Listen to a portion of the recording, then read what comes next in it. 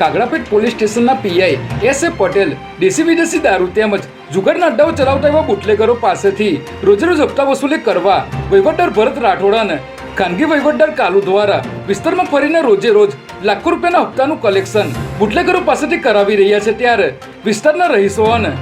વેપારીઓમાં ખૂબ જ આક્રોશ જોવા મળી રહ્યો છે. પીઆઈ એસ એ પટેલે ચાર્જ લીધો ત્યારથી EOW બ્રાન્ચમાં ફરજ બજાવતા સુરેશ ચૌધરીની રોજેરોજ ખોટી હાજરી પૂરીને કાગડાપેટ વિસ્તારના અલગ અલગ બુટલેગરોને ફૂટબોલ ગ્રાઉન્ડ પાસે બોલાવી હપ્તાની રકમ નક્કી કરવા માટે GJ23CA 8111 નંબરની બ્રાઉન કલરની મારુતિ બલેનો કારમાં બેસીને વહીવટની રકમ નક્કી કરી દારૂના અડ્ડાઓને પરમિશનો આપવામાં આવી રહી છે, જેમાં પેટા વહીવટદાર ભરત રાઠોડને મોબાઈલ પર જાણ કરીને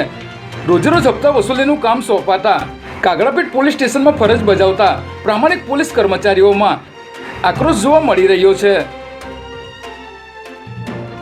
અગાઉ કૃષ્ણનગર પોલીસ સ્ટેશનના પીઆઈ BM પટેલ અને હાલના સસ્પેન્ડેડ સાયબર ક્રાઇમના પીઆઈ બાબુ પટેલના પણ વહીવટદાર તરીકે ભૂમિકા ભજવીને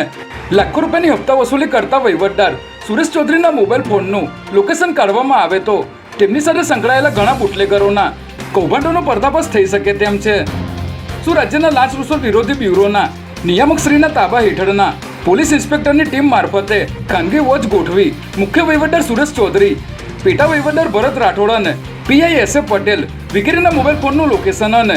વિસ્તારના CCTV કેમેરા તપાસવામાં આવે તો આ બંને વહીવટદારોની ભ્રષ્ટ નીતિ અને લાખો રૂપિયાની હપ્તા વસૂલીનો પર્દાફાશ થઈ શકે તેવી નામ ન આપવાની શરતે વિસ્તારના નિષ્ક્રિય બુટલેગરો દ્વારા